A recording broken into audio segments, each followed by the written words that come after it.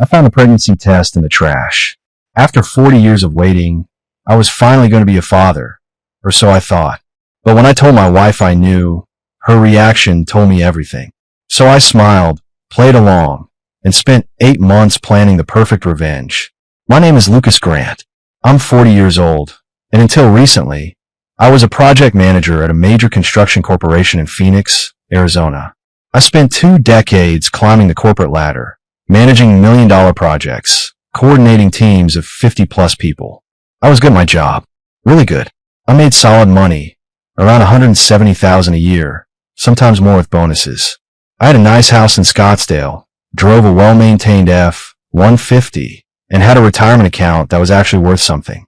But none of that mattered compared to the one thing I didn't have, a family of my own. I'd dated over the years, sure. A few relationships here and there, but nothing that stuck. Work always came first.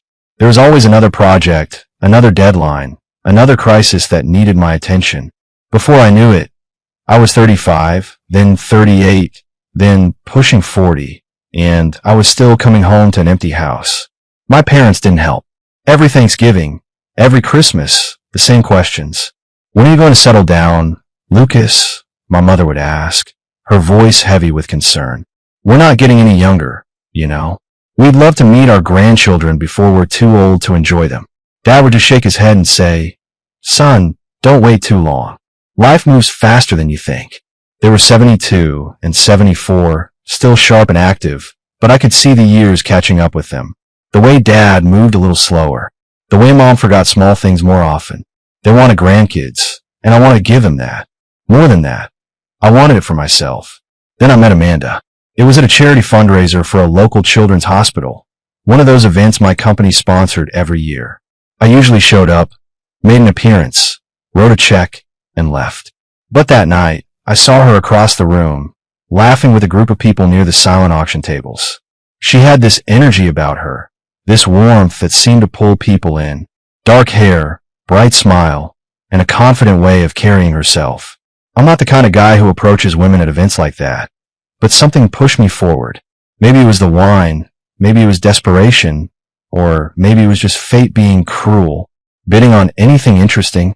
I asked, nodding toward the auction sheet in her hand. She looked up, and when she smiled, I felt something shift inside me. Just a weekend getaway to Sedona, Amanda said. Figured I could use a break from the chaos. Chaos? I asked. Single mom, she replied, shrugging. 12-year-old daughter. Teaching middle school. You know how it is. I didn't, but I wanted to. We talked for an hour, then 2. By the end of the night, I had her number, and 3 days later, we went on our first date. That was 2 years ago. Amanda and I took things slow at first. Well, as slow as a 40-year-old man who'd been waiting his whole life for this could take it. We went on dates. Real dates. Dinners at nice restaurants, hiking trips up Camelback Mountain, weekend drives through the desert. She was easy to talk to, easy to be around. For the first time in years, I didn't feel like I was just going through the motions. 3 months in, she introduced me to Olivia. I remember that day clearly. We met at a pizza place near their apartment in Tempe. Olivia was 12, all long legs and cautious eyes, the kind of kid who'd learned early not to get too attached to people who might disappear. She barely said 2 words during that first lunch, just picked at her pepperoni pizza and answered my questions with shrugs. Give her time, Amanda said later, squeezing my hand as we walked to my truck. She's been through a lot with the divorce. I gave her time. I showed up. I didn't try to be her dad. She already had one of those, even if he wasn't around much. But I tried to be someone she could count on. I went to her soccer games, helped her with math homework when she got stuck, taught her how to change a tire when she turned 13. Slowly, she started to warm up. One Saturday afternoon, about a year into my relationship with Amanda, Olivia and I were working on a birdhouse in my garage. She was concentrating hard, trying to get the nails in straight, her tongue poking out the side of her mouth the way kids do when they're focused. Lucas, she said suddenly, not looking up from her work. Yeah.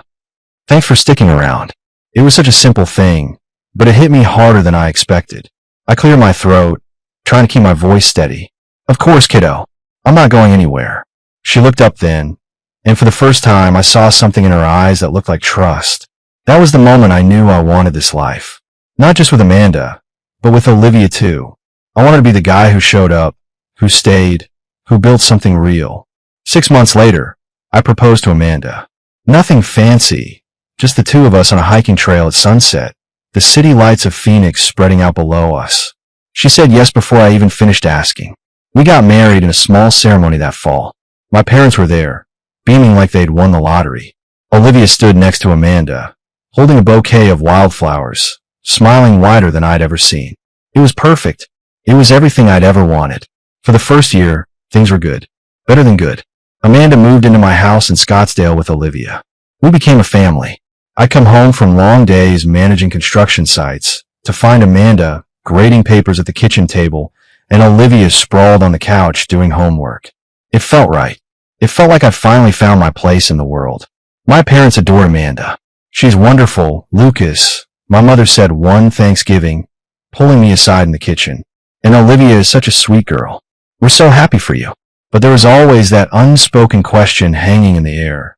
When were we going to have a baby of our own? Amanda and I had talked about it before we got married. She said she wanted more kids, that she'd always imagined having at least 2. I told her I wanted that too, more than anything. But months passed and nothing happened.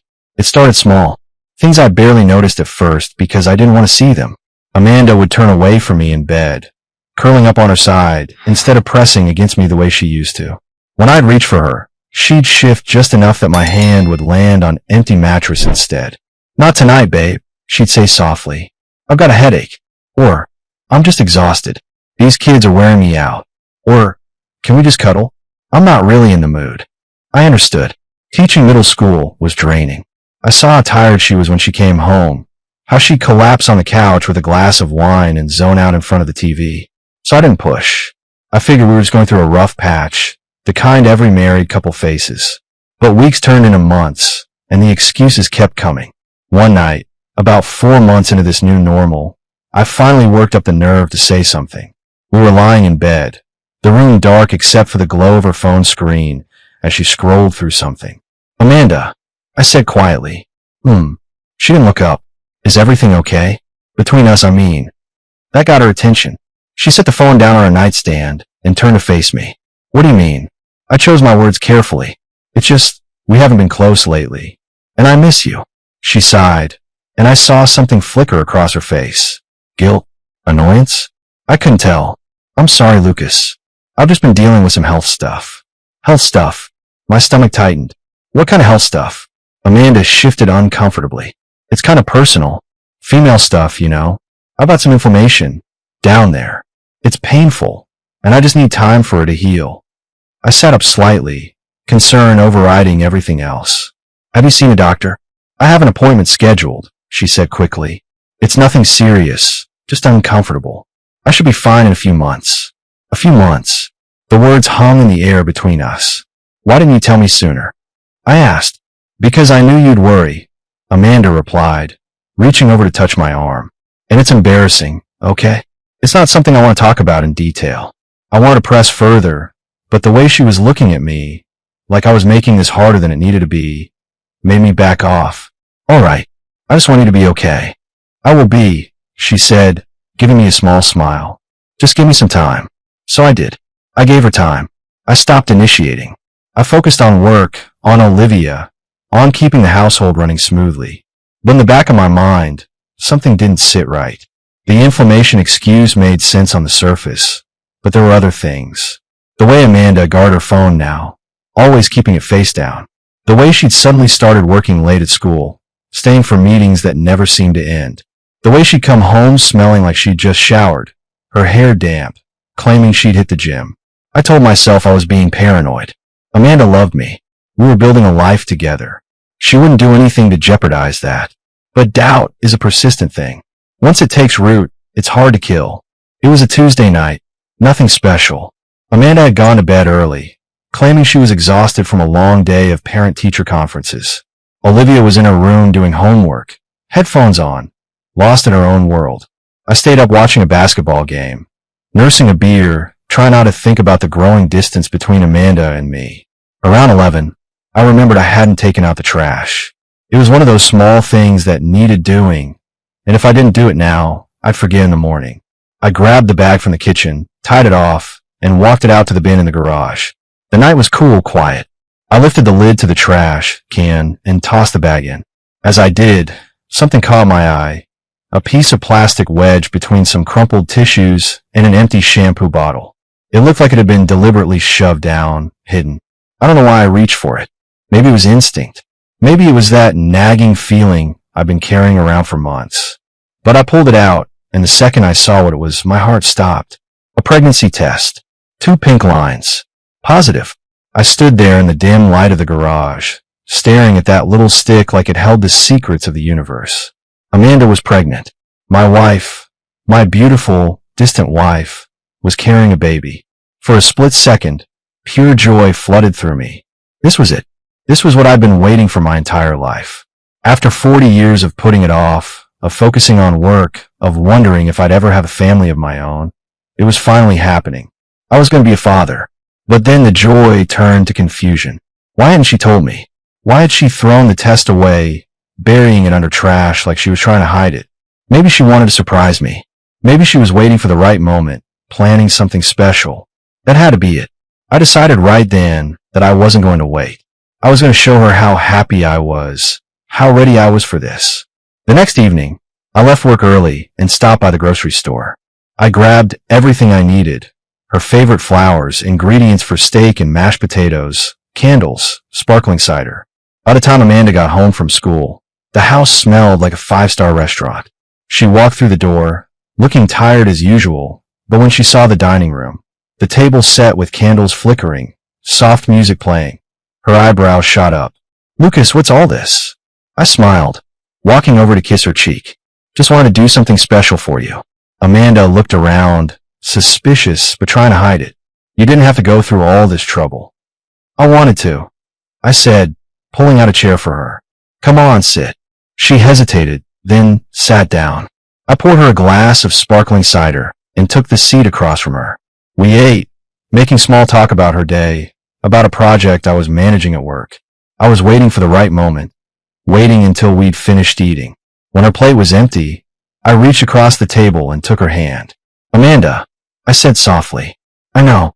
Her face went blank. "Know what?" I squeezed her hand gently, smiling. "About the baby. I found the test." For a long moment, she didn't react. She just stared at me, her expression unreadable. Then, slowly, she pulled her hand back. "You went through the trash?" Her voice was flat. "I wasn't going through the trash," I said quickly. "I was taking it out, and I saw the test." "Amanda, why didn't you tell me?" She looked away, her jaw tight. "I was going to. When? I don't know," she said quietly. "I wanted to surprise you." But there was no excitement in her voice. No joy. Just nothing. I leaned forward, trying to catch her eye. "Amanda, this is amazing. This is what we've been waiting for." She finally looked at me, and for just a second, I saw something in her eyes. Something that looked like fear. But then she forced a smile, small and strained.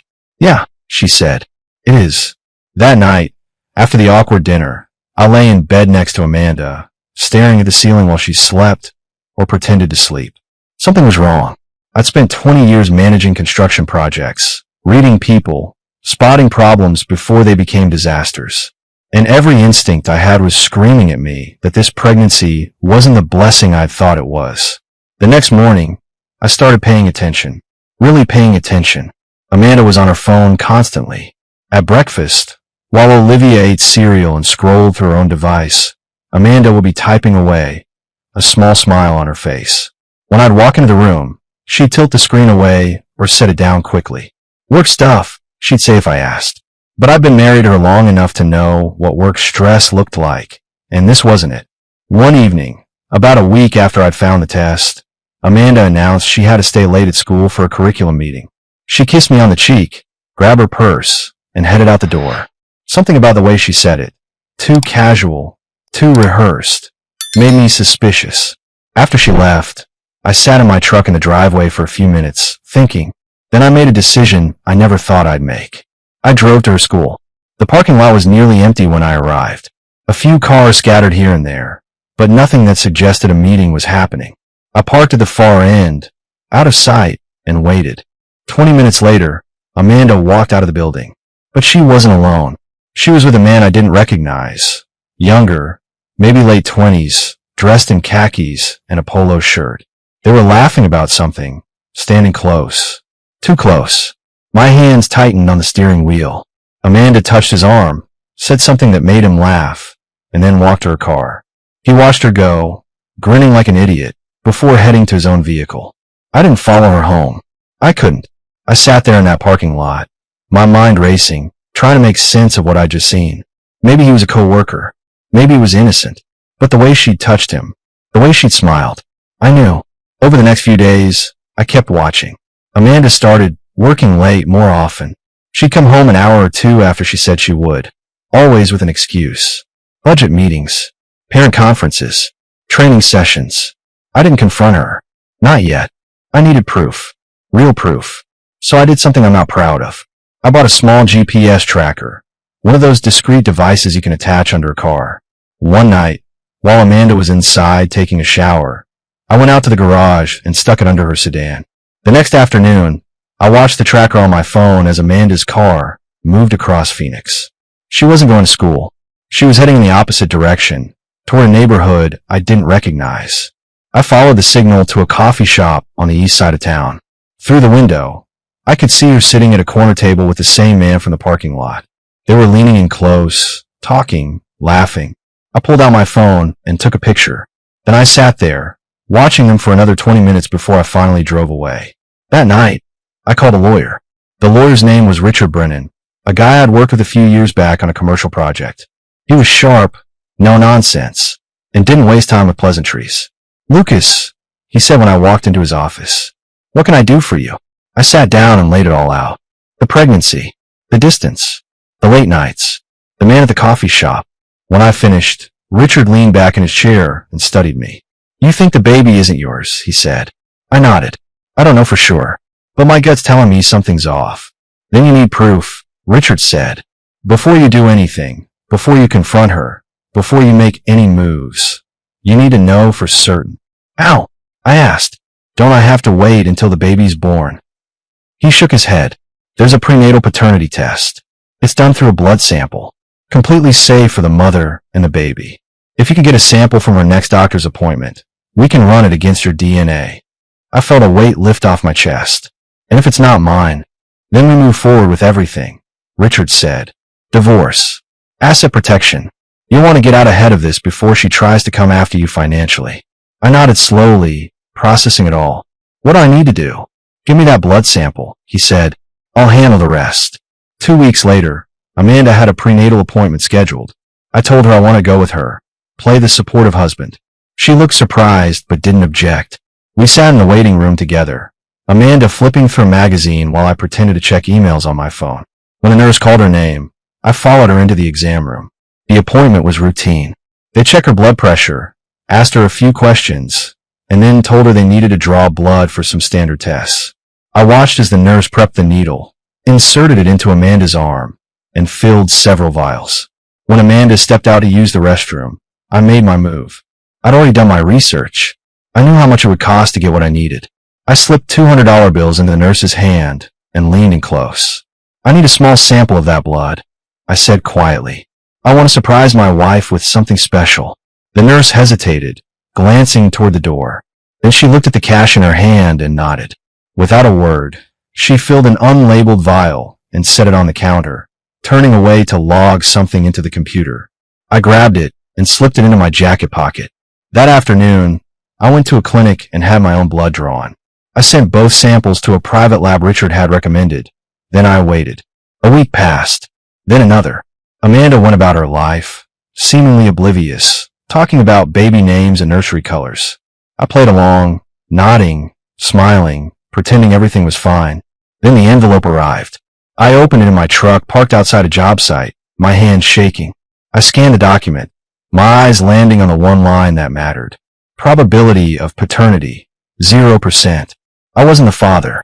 I sat there for a long time, staring at those words. Part of me had hoped I was wrong. Part of me had wanted to believe that this was all some misunderstanding. But now I knew the truth. Amanda had cheated on me. She'd lied to me. And now she expected me to raise another man's child. I folded the paper, put it back in the envelope, and made a decision. She wasn't going to get away with this. The day after I got the paternity results, I sat down with Richard in his office. I handed him the envelope without a word. He read through it, his expression unchanging, then set it down on his desk. "All right," Richard said. "Now we move forward. But Lucas, you need to be smart about this. No confrontations. No emotional decisions. You do exactly what I tell you, when I tell you, and you'll come out of this clean." "What's the plan?" I asked. "First, we protect your assets," he said. "You've got a good income, a house, retirement accounts. If Amanda tries to go after you in the divorce, we need to make sure she gets nothing. Second, we need to time this perfectly. You don't want to tip your hand too early. When do I tell her?" I asked. "You don't," Richard said. "Not until everything's in place. We wait until she's in the hospital, having that baby. Then we serve her the papers. By the time she realizes what's happening, you'll be gone." It was cold, calculated, exactly what I needed. Over the next few months, I started dismantling my life with Amanda piece by piece. I opened a new bank account that she didn't know about and started funneling money into it. Not all at once. That would have raised red flags, but gradually, a few thousand here and there. I also started moving things out of the house. Small stuff at first. Some old tools I told Amanda I was lending to a buddy. A few boxes of personal items I said I was donating. I rented a storage unit 3 towns over and filled it slowly, carefully, making sure she never noticed. At the same time, I reached out to an old friend, Brandon Hughes. Brandon and I had worked together years ago before he moved to Albuquerque to start his own construction consulting firm. We'd stayed in touch over the years, and when I called him to ask if he had any openings, he didn't hesitate. "Always got room for you, Lucas," Brandon said. "When are you thinking?" "Few months," I said. "I'll explain everything when I get there." "Sounds serious." "It is," I said, "but I'll handle it." While all this was happening, I kept playing the role of the excited husband. I rubbed Amanda's feet when she complained about swelling. I listened to her talk about baby names. I assembled the crib we'd bought, painted the nursery, did everything a good husband was supposed to do. But inside, I felt nothing. One evening, Amanda's ex-husband Kevin called. I was in the garage working on something when my phone buzzed. I didn't recognize the number, but I answered anyway. "Lucas." The voice was cautious. "Yeah, who's this?" "It's Kevin. Kevin Roberts. Amanda's ex." I paused, surprised. Kevin and I had never spoken directly. I'd met him once or twice when he picked up Olivia, but we'd never had a real conversation. "What can I do for you?" I asked carefully. Kevin hesitated. "Look, I don't know if I should be telling you this, but Amanda did the same thing to me. The cheating, the lying. I tried to warn Olivia not to get too attached to you, because I figured Amanda would pull the same stunt again." My jaw tightened. "You knew." "I suspected," Kevin said. "Amanda's good at hiding things. But patterns don't lie. I just thought you should know. You're not crazy for whatever you're thinking right now." I didn't confirm or deny anything. "Thanks for the heads up." "Yeah," Kevin said. "Good luck, man. You're gonna need it." After I hung up, I stood there in the garage for a long time, processing what he'd said. Amanda had done this before. This wasn't a one-time mistake. This was who she was. And I was done being her fool. By the time Amanda hit 7 months, I had everything in place. The new apartment in Albuquerque was rented and furnished. The storage unit was full. My bank accounts were separated. The house was quietly listed for sale with a realtor who understood the need for discretion. I'd also started documenting everything. I kept a journal, dates, times, places where Amanda said she was versus where her GPS tracker showed she actually was. I saved the photos I'd taken of her with Justin. I printed out the paternity test results and stored them in a safe deposit box at a bank Amanda didn't know about. Richard had been clear. I needed an airtight case. No room for her to claim anything. No way for her to twist the narrative. One Saturday afternoon, I was in the garage organizing some tools when Olivia wandered in. She was 13 now, taller, more mature, but still that same kid I taught to build a birdhouse. "Hey, Lucas," she said, leaning against the workbench. "Hey, kiddo. What's up?" She was quiet for a moment, then asked, "Are you and Mom okay?" The question caught me off guard. "Why do you ask?" Olivia shrugged. "I don't know. You guys just seem different, like you're not really talking to each other anymore." I set down the wrench I was holding and looked at her. She was perceptive, smarter than I'd given her credit for. Sometimes adults go through rough patches, I said carefully. But it's nothing for you to worry about. She nodded, but I could tell she didn't believe me. Okay, I don't want things to change. I like having you around. That hit harder than I expected. I'd grown to love this kid. She wasn't mine by blood, but I'd been there for her in ways her real father never had. And now I was about to walk out her life. Olivia, I said, my voice steady. No matter what happens, you're a good kid. Don't forget that. She looked at me, confused, but before she could ask what I meant, Amanda called from inside the house. Olivia, dinner. She gave me one last uncertain look, then headed inside. I stood there alone in the garage, feeling the weight of what I was about to do. A few weeks later, Amanda was 8 months pregnant. She was moving slower now, complaining about back pain and exhaustion. I made sure to be attentive, to keep up appearances. One evening, I was sitting on the couch when my phone buzzed. It was a text from the realtor. Offer accepted. Closing in 3 weeks. Buyers want to move in ASAP. I stared at the message, then typed back. Perfect. Let's move forward. Amanda walked into the room, lowering herself onto the couch next to me with a groan. This baby's killing my back. I set my phone down, face down. You want me to rub it? Would you? She asked, turning slightly. I placed my hands on her lower back and started massaging. She sighed in relief, leaning into the pressure. You're so good to me, Lucas, she murmured. I didn't respond. I just kept rubbing her back, my face blank, my mind already in Albuquerque. 3 weeks later, the house sold. The young couple who bought it got the keys the same week Amanda's due date arrived. I timed it perfectly. Everything was ready. The divorce papers were drawn up. The paternity test was filed with the court. My new phone number was activated. My truck was packed with the last of my things. All I had to do now was wait for Amanda to go into labor, and then I'd be gone. Amanda's contractions started at 5 in the morning. I'd been awake for hours, staring at the ceiling, knowing this was the day. When she shook my shoulder, her voice tight with pain, I sat up immediately. Lucas, she said, it's time. I nodded, getting out of bed with practiced calm. Let me grab the bags. I'd packed them weeks ago.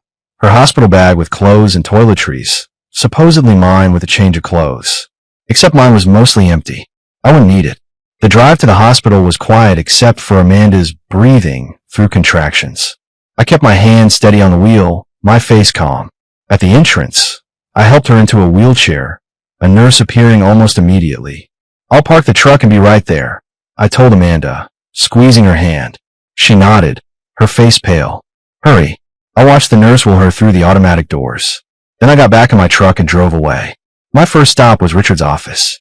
He was waiting with the final documents, divorce papers, paternity test results, proof of Amanda's affair. Everything was organized in a legal envelope with Amanda's name on it. The courier will deliver these to the hospital in 2 hours, Richard said. By then, you'll be in New Mexico. I signed the last papers for the house sale, shook his hand, and left. By noon, I was crossing the state line into New Mexico. I'd already changed my phone number that morning. When Amanda tried to call, she'd get nothing but a disconnected message. I imagined her in that hospital room, asking the nurses where I was, checking her phone over and over, the confusion slowly turning to panic. And then the courier would arrive with the envelope. She'd open it and see everything. The divorce petition, the paternity test showing 0% probability I was the father, photos of her with Justin, bank statements showing I'd emptied our accounts. By the time she was discharged, she'd go home to find the house sold. New owners, new locks, everything gone. She'd check the bank accounts. Frozen. The credit cards. Canceled.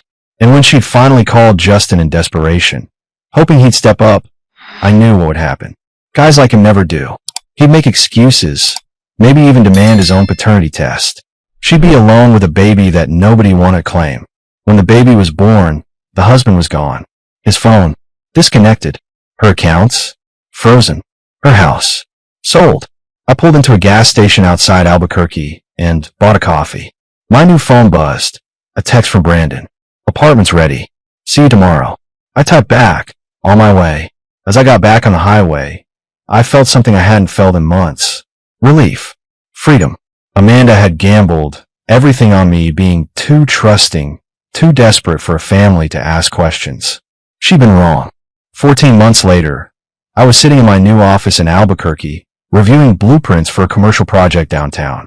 The job with Brandon had been exactly what I needed. Challenging work, good money, and distance from everything that had happened in Phoenix. My phone buzzed. It was my mother. "Lucas, honey, how are you?" "I'm good, Mom. Really good. Your father and I were just talking about you," she said. "We're so proud of how you handled everything. That must have been so hard." I told my parents the truth after I left. The affair, the fake pregnancy, all of it. They'd been devastated for me, but supportive. My mother had cried. My father had said, "You did the right thing, son. Don't ever doubt that." "I'm doing fine," I said. "Better than fine, actually." "Have you heard anything from Amanda?" Mom asked carefully. "No, and I don't want to." Richard had told me what happened after I left. Amanda had tried to get alimony, tried to claim I owed her something. But the paternity test and evidence of her affair destroyed any case she had. Justin had indeed refused to take responsibility, demanding his own DNA test. When it came back showing he was the father, he still wanted nothing to do with the baby. Last I heard, Amanda had moved in with her parents, struggling to make ends meet on a teacher's salary with a newborn. I felt nothing about it. Not satisfaction, not guilt, just nothing. "Listen, Mom, I have to go, but I'll call you this weekend." "Okay, sweetheart. We love you." "Love you too." I hung up and turned back to my work. That evening, I had dinner with a woman named Sarah, a project coordinator at a competing firm. We'd met at a construction conference 2 months ago and had been seeing each other casually since. She was smart, funny, and most importantly, honest. We were taking things slow, and that was exactly what I needed. As I locked up my office and headed to my truck, I thought about everything that had happened. The betrayal, the planning, the execution. Some people might say I went too far, that I should have confronted Amanda, given her a chance to explain. But I'd learned something important. When someone shows you who they really are, believe them the first time. Amanda had shown me she was a liar, a cheater, someone who'd use me for financial security while getting her thrills elsewhere. I'd simply made sure she understood there were consequences. I climbed into my truck, started the engine, and drove toward my new life. The past was behind me, and I was finally free.